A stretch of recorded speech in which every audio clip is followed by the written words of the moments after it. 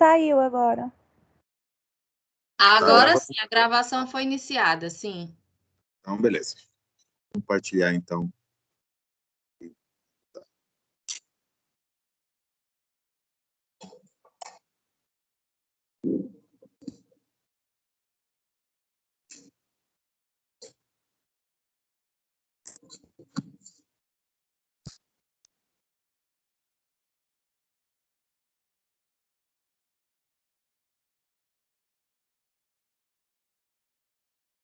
Aí, tá saindo bem, galera? Vocês estão vendo certinho? Sim, doutor. Ótimo. Gente, vamos entrar no módulo de fratura infantil, ok? Vimos todas as complicações das fraturas, né? Nós vimos que uma fratura pode ter lesão vascular, lesão muscular, vimos que as fraturas podem dar desgarros musculares, vimos tratamentos dos desgarros musculares, as úlceras por gesso, vimos síndrome compartimental, fratura exposta, lesão nervosa, ou seja, tudo que uma fratura pode eventualmente complicar.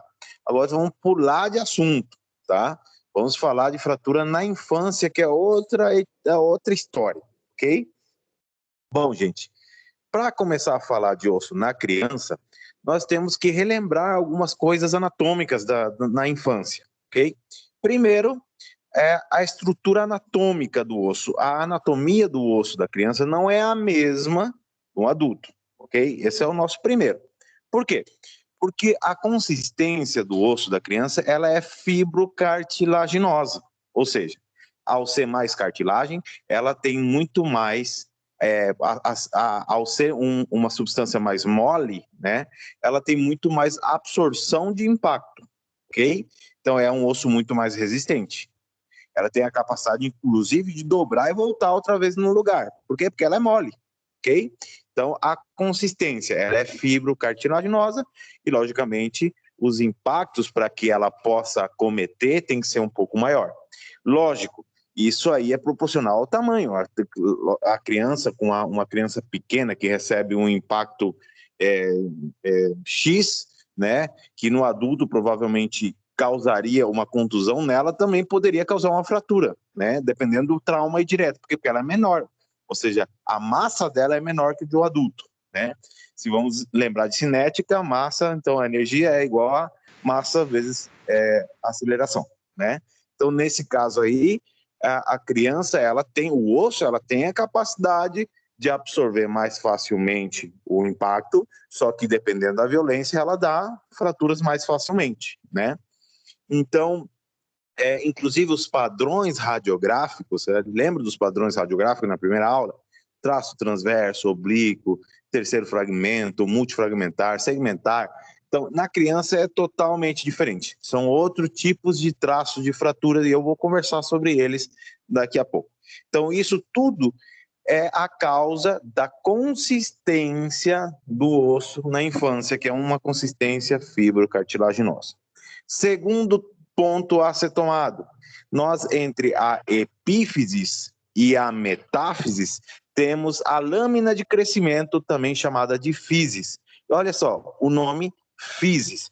Fisis quer dizer que é a cartilagem de crescimento, né? E o nome epífisis é porque está em cima dela, epífisis. E a metáfisis, que é a diáfisis, ou seja, a metáfisis está entre a fisis e a diáfisis, por isso é metáfise, e a diáfise está longe dela, sim? Por isso esse nome de epífisis, fisis, diáfise e metáfise, ok? Então, essa lâmina fina, ela tem as células que são responsáveis do crescimento longitudinal do osso. Então, ela recebe os hormônios à noite, o hormônio de crescimento, né? E a criança vai crescendo paulatinamente. Tá? Ele tem várias capas celulares, é o crescimento endocondral, provavelmente vocês em histologia viram isso, né? E ele tem várias capas. A capa basal é a capa que está pegada à metáfise. Depois eu vou mostrar isso bem para vocês, ok? A capa reticular, que é a capa que tem células mais maduras, né, que vão se diferenciando em osso, ela está mais pegada a metáfise. Perdão. desculpa, estou confundindo. A capa que ela é mais, a capa de célula que ela é mais diferenciada, né, que ela vai virando o osso, ela está pegada à metáfise. E a capa basal, que é a capa mais forte, mais resistente, ela está pegada à epífise. Então, na epífise, a fise está grudadinha, tá? E na metáfise ela está meio laxa. Então, traumatismos a esse nível pode eventualmente lesionar a fise, ok? Eu vou mostrando isso aqui, daqui a pouco vocês vão entendendo um pouquinho melhor. Agora, meio falando, fica meio confuso, ok? Bom, essa é a outra característica, ela tem a lâmina de crescimento e pode ser que eventualmente acometa uma fratura a esse nível e a criança pode eventualmente ter uma discrepância a nível ósseo, né? Ou seja, um osso maior que o outro, uma perna menor que a outra e assim sucessivamente. Então aí nós temos que ter esse cuidado. E o terceiro e o último, e não menos importante, é que vimos lá naquele processo de consolidação, as fases de consolidação, né, que tinham 3, inflamatória, reparação e remodelação, que a fase de remodelação no adulto era muito tardia, demorava, inclusive no fêmur, 30 anos, eu dei esse exemplo, 30, 40 anos para remodelar, né? Na criança, esse processo de remodelação é quase paralela à de reparação, ou seja, o osso repara rápido e remodela muito rápido. Então, aquelas angulações que no adulto não é permitível, né, não se permite certas angulações, certos acurtamentos, na criança a gente tolera. Lógico, o processo de remodelação ela é inversamente proporcional à idade. Quanto menos idade, maior é o processo de remodelação. Se diz assim que, inclusive, crianças menores a 5 anos, o potencial de remodelação está em seu pico máximo, tá? Então, o processo de remodelação é maior. E, logicamente, aquela fraturinha angulada que a gente se preocupa, né? Nossa, ficou torto o braço. Você pode, inclusive, dar uma tranquilidade ao pai e à mãe, dizer, ó, o bracinho está torto agora, mas ele vai remodelar, ele vai ficar certinho como era antes. Lógico, cada osso tem a sua angulação tolerável. Se eu vou falar de cada osso que tem a sua angulação, nós aqui íamos demorar umas 2, 3 aulas só para falar de cada osso que tem a sua angulação tolerável, né? Mas o que eu quero que vocês entendam é que o processo de remodelação na criança, ela é muito acentuada e ela, então, pode ser tolerado certos tipos de angulações, ok? Bom, então essas são as 3 características fundamentais anatômicas que nós temos que nós conversamos e temos que ter em conta para começar a falar de fraturas na infância. Tudo bem até aí? Entenderam? Repito, primeiro é a consistência, segundo é a physis, que é a lâmina de crescimento, e terceiro é o processo de remodelação. Bom, aqui nós vemos a cartilagem, né? Como ela é. Vê como que é um osso de um feto, né? Nós vemos aí que é uma consistência muito fibra cartilaginosa, ok? E aqui nós vemos também que a lâmina de crescimento, né? Ali entre a epífise e a metáfise, essa é a lâmina de crescimento. E se nós colocássemos aí bem mais ou menos aqui, tá vendo?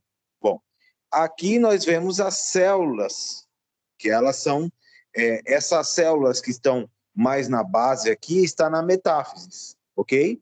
E as células que estão mais basal, que estão menos diferenciadas, elas estão pegadas à epífise, tá? Então, é aquela história antiga, né? Onde a vaca vai, o boi vai atrás, né? Nesse caso, a fise sempre vai atrás da epífise. Por quê? Porque a capa basal está fortemente aderida, ok? E as rupturas geralmente são as zonas da metáfise, né? Por quê? Porque aí as células são mais diferenciadas, são mais laxa e ela tem mais possibilidade de se desprender, ok? Aqui lembra sobre a consistência do osso, que ela tem, então, várias possibilidades de de traços de fratura, não é como adulto, tá? Aqui vemos que, lógico, se a fratura foi muito violenta, o trauma foi direto, violento, né? Um acidente de moto, que hoje em dia os pais geralmente levam muitas crianças, pelo menos aqui no Paraguai, botam em cima da moto, né? Inclusive sem nenhum tipo de proteção, e pode chegar eventualmente ter uma fratura exposta, lógico, um mecanismo de trauma foi de alta energia e pode chegar o traço a ser parecido a de um adulto, mas não é geralmente o que acomete, tá? Não é o mais frequente. O mais frequente é, então, fraturas onde o osso dobra, né?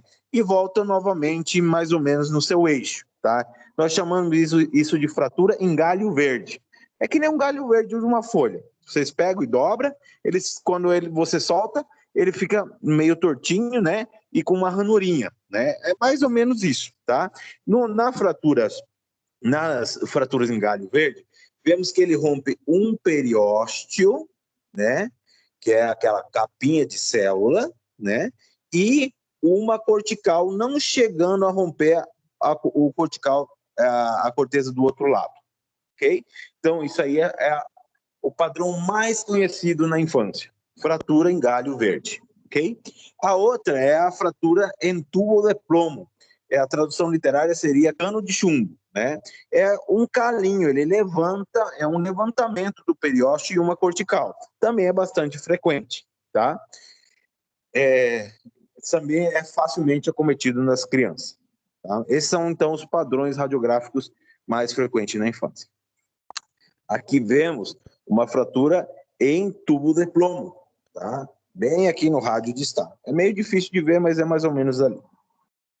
E esse aqui é a fratura em galho verde, onde vemos que existe um rompimento. Lógico, o periósteo a gente não consegue ver com raio-x, né? Mas aqui vemos que está uma cortical quebrada, né? E não chega a quebrar a outra cortical que está contralateral, né? Geralmente, o tratamento desse tipo de fratura seria uma redução. Redução, gente, não é diminuir de tamanho. Redução é colocar no lugar. Vocês têm, por exemplo, uma luxação de ombro, eu quero botar no lugar, eu falo uma redução, tá? Redução é colocar isso no lugar. Porque hoje me perguntaram, doutor, redução quer dizer diminuir de tamanho? Não, não. Redução é colocar o osso, alinhar o osso o máximo possível no seu lugar, fazer uma redução anatômica, ok? Então, aqui nós colocamos esse osso no lugar, logicamente, com uma neuroleptoanestesia, fazer uma sedação na criança, ela dorme profundamente, e nós colocamos esse osso no lugar e fixamos com uma talinha, ou com gesso, algum método de imobilização. Já vimos que toda fratura precisa de imobilização para sua consolidação, ou senão ele vira uma pseudoartrose, ok? Então, aqui nós vemos uma fratura em galho verde, né, que foi feita uma redução anatômica e teve uma ótima consolidação sem nenhum tipo de inconveniente. Aqui nós vemos que no primeiro ela teve uma boa redução anatômica, logicamente, e teve uma boa consolidação. Na outra, a redução foi insuficiente, tá? Vemos que ele ficou com um recurvatum, que é uma curvatura posterior do antebraço. Mas, se a criança está no seu processo de remodelação, isso depende da idade, né?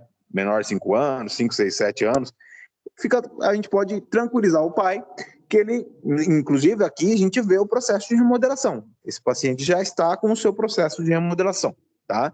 Então, é para tranquilizar os pais sobre esse assunto. Aqui vemos outros tipos de fraturas, que são fraturas de alta energia, né? Que são fraturas segmentar, fratura exposta, e aí temos que classificar essa fratura como a gente classificou nas fraturas de Gustillo e Anderson, né? Aqui é a mesma coisa. Bom, eu dividi aqui para vocês entenderem. Isso aqui não é uma divisão de livro, não, é uma divisão do Márcio Cardoso, só para que vocês entendam mais ou menos como é que se trata as fraturas na criança, tá? Geralmente, nós falamos que as fraturas da infância, o tratamento quase na sua totalidade, no 80%, 90% dos casos, são de resorte ortopédico, ou seja, sem necessidade de cirurgia. Ou seja, gesso, tala, reduções, né? As reduções podem ser incruenta ou cruenta. Incruenta é sem necessidade de cirurgia ou abordagem. cruenta é quando você precisa de alguma coisa invasiva para poder fazer a redução, né? Seria placa, parafuso, abrir, botar o osso no lugar, tá? Geralmente as reduções na criança, nas fraturas diafisárias, são de resorte incluentes, são sem cirurgia, tá? É colocar no lugar e botar uma talinha e um gesso, ok? Mas isso se a gente conseguir uma boa redução. Tem vezes que, pelo acortamento, pelo trauma ou pelas forças exercidas no músculo, a gente não consegue fazer uma redução muito linear, muito anatômica, tá? E aí a gente vê a idade, menos de 5 anos, remodela. A gente fica tranquilo que o osso remodela. Mas, doutor, meu filho já tem lá pelos 11, 12 anos, 13 anos, opa, aí o processo de remodelação dele não é tão bom. Lógico, ele ainda tem para crescer, só que esse processo de remodelação não é tão ótimo. Eu não posso esperar que esse osso remodele num tanto que não vai dar. Então, é cirúrgico? É cirúrgico. Geralmente, as fraturas diafisárias, né, de ossos compridos, ossos largos, né, fêmur, húmero, tíbia, né, o tratamento são hastes endomedulares. A gente falou sobre os hastes endomedulares na aula de fratura exposta.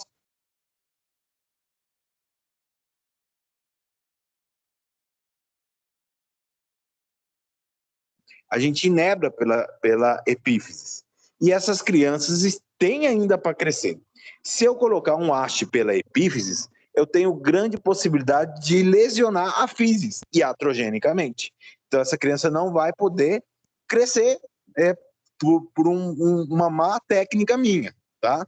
Então, doutor, não tem forma de fazer uma redução e fixação desse osso sem lesionar a físis, sem acabar iatrogenicamente com a físis? Lógico, nós aí temos os hastes que respeitam a físis, que ela é colocada pela metáfise. Vem aí, nessa zona aí, tá? Então, ela é colocada, né, pela metáfise e respeitando, então, a linha de crescimento, né, que é essa aqui, a cartilagem de crescimento, ok? Então, são hastes elásticos, lógico, não são aquele haste grossão, a gente bota em número de 2, né? Ele entra dentro do canal, ocupa o canal, dando estabilidade, tá? Então, é isso que é acometido. As fraturas metafisárias, pela maior circulação que tem aí, né? Pela qualidade do osso, que é um osso esponjoso, o poder de remodelação e consolidação é ainda maior que da diáfise. Então, aqui, geralmente, sim, nós respeitamos a biologia do osso e mantemos também um tratamento conservador com tala, com gessos, com reduções incruentas, ok? Aqui eu vou dar um exemplo, que é uma fratura de díspia, que é uma fratura metafisária distal da tíbia, a criança cai com o tornozelo em dorsiflexão máxima, o apoio geralmente no antepé, e é uma impactação da diáfise na epífise, tá? Ele fica que nem um telescópio, tá? Então a diáfise, ele impacta na metáfise, ok? Causando essa impactação anterior. Geralmente o tratamento é botar um gesso ou uma tala, né, com o pé em equino, botando o pé em ponta de pé. Isso desimpacta essa impactação anterior e, logicamente, com o tempo consolida e não tem nenhum tipo de problema no futuro, ok? Que são exemplos, então, de fraturas metafisárias. Aqui é uma criança de 4 anos com uma fratura metafisária proximal da tíbia. Tá? Aqui ele teve um vício de consolidação, consolidou dessa maneira. Lógico, consolidou certo? Não, consolidou errado. Ele teve um geno valgo, ou seja, o joelho ficou em valgo, né? Nesse caso, um valgo patológico, não teria que estar assim, né? Nós temos um valgo fisiológico mais ou menos 3 a 5 graus, mas nesse caso é um valgo patológico, tá? Só que, qual que é a idade dele? 4 anos. Né? Então, o processo de remodelação dele é grande. A gente pode tranquilizar a mãe e o pai e dizer, ó, vamos esperar que ele remodele, tá? Vamos esperar os anos e vamos ver como que ele vai remodelando, ok? Mas, doutor, meu filho já tem 13 anos de idade. E aí? A gente pode deixar ficar naquele vício de consolidação tão grande, daquele valgo tão importante? Lógico que não. Aí nós podemos brincar um pouco com a físis. Ou seja, eu posso fazer algo que a gente chama epifisiodese, que seria trancar a físis em um lado. Tá? Nesse caso, ele tem um valgo, né? Então eu vou trancar a zona medial do platídeo tibial, né? Do crescimento, e essa zona lateral vai seguir o seu percurso, vai crescer e vai autocorrigir esse valgo. Estão entendendo aí, galera?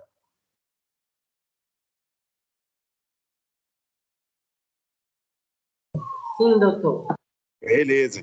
Então, ao trancar a físis de um lado, o outro lado continua crescendo, continua o seu curso de crescimento normal e ele propriamente vai remodelando sem nenhum menester. Ok? Bom, aqui são exemplos de fraturas metafisárias, fraturas expostas, né? Exemplos de remodelações. Esse aqui tem, por exemplo, 23 graus de vício de consolidação, ele está em valgo, né? Vemos aí que ele está bem arqueado, e com o tempo, mais ou menos a diferença entre 8 meses e 30 meses, tá? Ou seja, depois de mais de 2 anos, o paciente funcionalmente é um paciente normal, caminha normal, sem nenhum tipo de discrepância, visivelmente não dá para ver nada, né? Ou seja, o processo de remodelação dele foi ótimo, né? Lógico, provavelmente ele tinha idade para isso. Aqui explicando esse processo de remodelação que eu expliquei para vocês, né? Aqui outros casos, 25 graus de remodelação, de angulação, e com o tempo ele vai corrigindo. Tá? São exemplos de vícios de consolidação.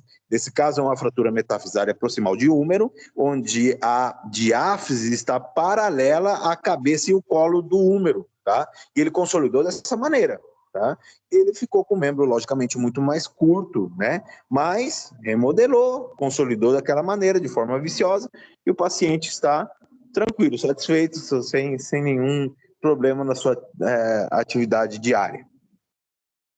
Agora, a gente estava falando, tudo é ortopédico, tudo é redução incruenta, tudo é maravilha, né? Alguns hastes ali, papapá, mas agora chegamos na complicação. Por quê?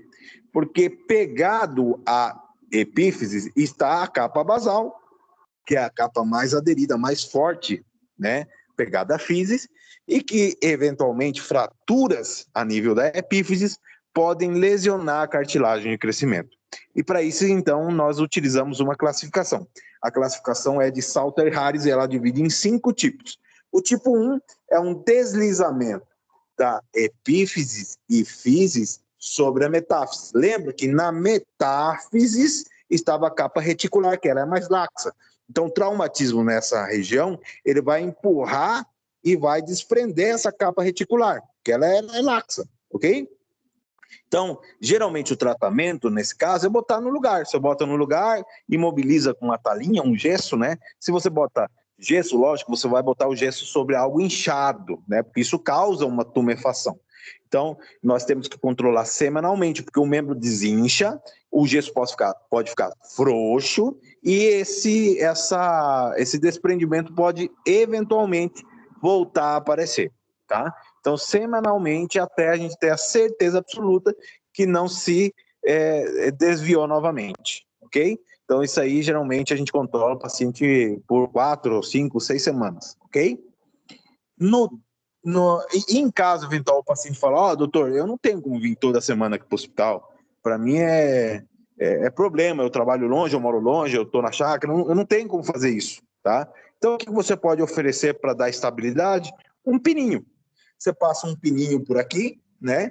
E esse pininho é tão fininho, de 0,5 milímetros, que ele não vai causar dano nenhum na físis. É um pininho fininho. Então, ele vai fixar a epífise físis sobre a metáfise. Você vai dar estabilidade e, esperando as 4 semanas, aí você controla o paciente 4 semanas depois. Depois das 4 semanas, você controla, está tudo certo, você tira o pininho e o paciente começa o seu processo de reabilitação. No grau 2 é a mesma coisa que o grau 1, com a grande diferença que tem aí um fragmentinho na metáfise, estão vendo ali? esse fragmento, às vezes, impede que tenha uma boa aderência da física sobre a metáfise. Então, ele é um fator de instabilidade.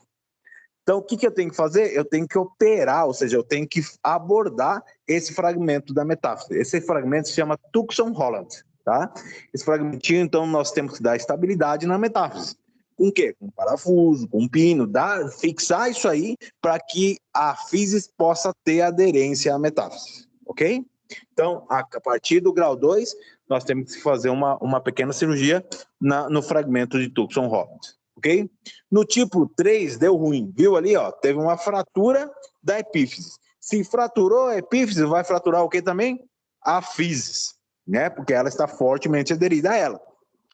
Então, aqui nós temos que fazer alguma coisa para ele juntar novamente. O que a gente faz? Bota um parafuso ou um pino, ou fixa a epífise. Aqui a gente não fixa a metáfise. A gente fixa a epífise, um parafuso, alguma coisa, ok? E aí, logicamente, ao juntar a epífise que está separada, a físis que vem com ela, né, onde a vaca vai, o boi vai atrás, ele chega lá, fica junto, né, e vai ter novamente a sua aderência. Lógico, a possibilidade de que ele tenha um problema de crescimento é grande, porque ele foi lesionado, né? As células que estão aí foram lesionadas, tá? Bom, no tipo 4, ele deu ruim ao quadrado, né? Por quê? Porque ele teve uma fratura da epífise, uma fratura da metáfise e uma fratura da físis, ou seja, os três foram lesionados. E aqui o que eu tenho que fazer? Eu tenho que operar tanto a epífise quanto a metáfise, porque os dois são fatores determinantes para que possa ter, então, uma aderência da físis, ou seja, que a cartilagem de crescimento siga sã e siga seu percurso de crescimento, ok? No tipo 5 é o que deu ruim de verdade, tá? Por que deu ruim? Porque ela não é fácil de identificar. É aquela criança, de repente, que cai com a mão espalmada no chão e, por exemplo, lesionou a física do rádio distal, ok? O que acontece? O mecanismo geralmente é compressão axial, ou seja, a epífise e a metáfise, eles fazem sanduíches da física e arrebentam todas as capas celulares. Aquelas capas que eu mostrei, né? Basar, reticular, glomerular, tem um montão de capas de células, né? Que vão se diferenciando até criar o osteocito vai virando osso, né? O crescimento da criança. Então, geralmente ele rompe todas essas células, tá? E não dá para ver, porque a criança vem com dor, inchaço, você olha, o raio-x não vê nada. Então você fala, pode ser um entorse, você dá um gesso, dá uma tala, a criança vem depois de um certo tempo, ela não tem mais dor, você já tira a tala, fala, é esse aí mesmo, tá tudo bem, né? E depois de um tempo, né, 3, 4 meses, a mãe vem com a criança, né, reclamando. Ô, doutor, o braço do meu filho tá torto. O que aconteceu, né? Será que ele tinha fraturado? Não, não é que ele fraturou, ele lesionou a físis. Mas, doutor, como que você não viu isso? Como que você não previu isso?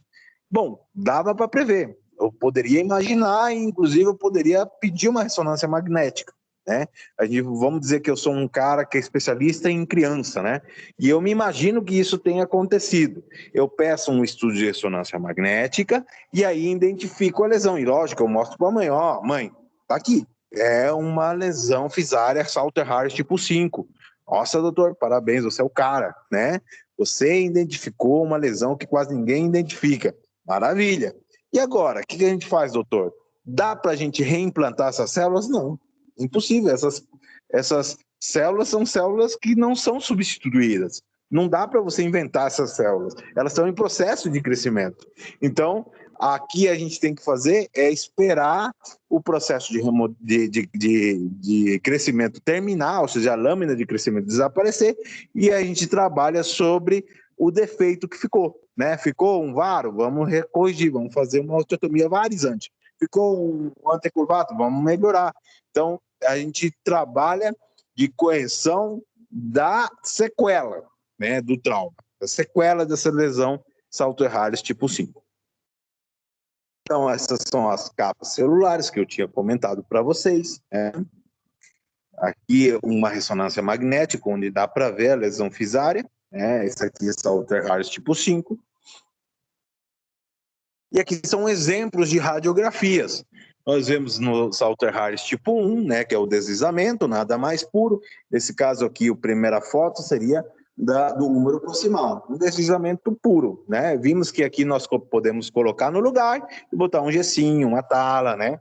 Em caso eventual, se o paciente não tem como se controlar semanalmente, nós colocamos aí então um pininho, né? Vemos aqui nesse caso o cara botou 2, tá? Não tá mal, tá bem, tá? Botou 2 pininhos, deu uma estabilidade, esperou então que ele tenha esse processo de aderência novamente da capa reticular, e a gente tira o pininho e o paciente está apto novamente para a sua atividade física normal. Aqui vemos os ossos um pouco maiores, um pouco não, bastante maiores, né? Por exemplo, o fêmur, que pode chegar também eventualmente a acometer. Então aqui nós temos que fazer uma redução, tração contra tração, e logo passamos pinos de forma cruzada, fixando essa fisis, né? E esperamos aí 4 a 6 semanas, quando tem uma aderência, retiramos os pinos e o paciente está apto novamente para caminhar, fazer as suas coisas sem problema, tá? Aqui no fêmur distal novamente, na tíbia proximal, também temos que fazer trações e contratrações e logo fixações com pinos, ok? Aqui o tipo 2, que é 40% dos casos, geralmente dá aquele fragmento de Tucson-Holland, a gente tem que operar então o quê? Nós temos que fazer algum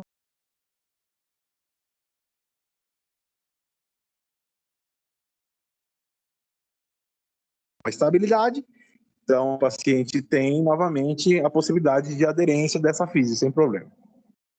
Exemplos de fixações do fragmento de Tucson-Holland. Tá? Tipo 2, né? A gente pode utilizar pino, parafuso, né? Aqui no fêmur distal, a zona metatarsiana, o fêmur distal, que botou um parafuso com arandela para dar mais impactação, né? Na tíbia proximal, né? O tipo 3 ela é mais rara, é 20% dos casos, onde a epífise está lesionada. Aqui a possibilidade de ter uma lesão fisária é maior que em outros casos, né? Então aqui só coloca um parafuso na zona epifisária. Vemos aí que lesões na epífise e a colocação de parafuso para dar uma compressão e ajudar nesse processo de reparação.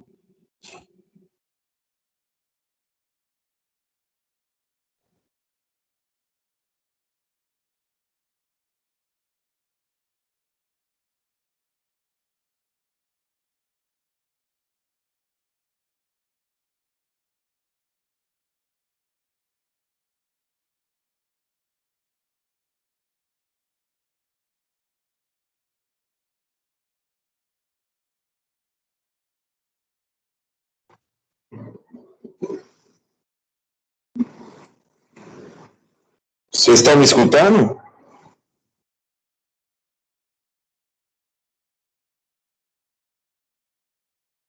Sim, doutor. Ah, tá tudo certo? Não chegou a bloquear não, né? Chegou. O slide sumiu. Ah, tá. Vou voltar lá novamente. Aí, apareceu de novo? Sim. Ótimo.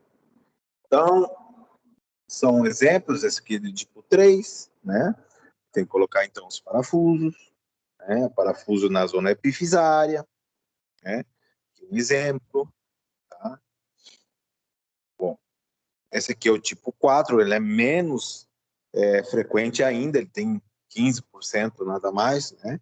Aqui vemos que a cirurgia tem que ser feita tanto na epífise como na metáfise, né? Vemos aí, né? Colocação de parafusos, tanto na epífise como na metáfise. Bom, gente, e qual seria uma complicação disso? Ah, faltou o tipo 5, desculpa. Tipo 5, então, é aquela compressão axial, né? Que nós não conseguimos identificar com raio-x, só com ressonância magnética, e nós trabalhamos logo depois das sequelas que isso deixa, tratamos a sequela, ok? E vemos um geno, ou seja, um tornozelo valgo, né? isso aí tem que ser feito umas osteotomias corretivas para ficar o tornozelo novamente no lugar. Então, quais são as complicações? A complicação na fratura da infância é a mesma do adulto, é a mesma coisa, tá? Mas qual é a grande diferença? É que 10% de todos os saltos raros, tipo 1, 2, 3, 4 e 5, dão discrepâncias ou dão transtorno no crescimento, ok? Essa é a grande diferença entre um adulto e a criança. Nós temos que ter todo o cuidado do mundo para que não se lesione a cartilagem de crescimento e evitar aí um transtorno no processo de crescimento da criança, tá? Bom, essa é a aula de hoje, galera. Alguma pergunta? Não, doutor. Tudo certo?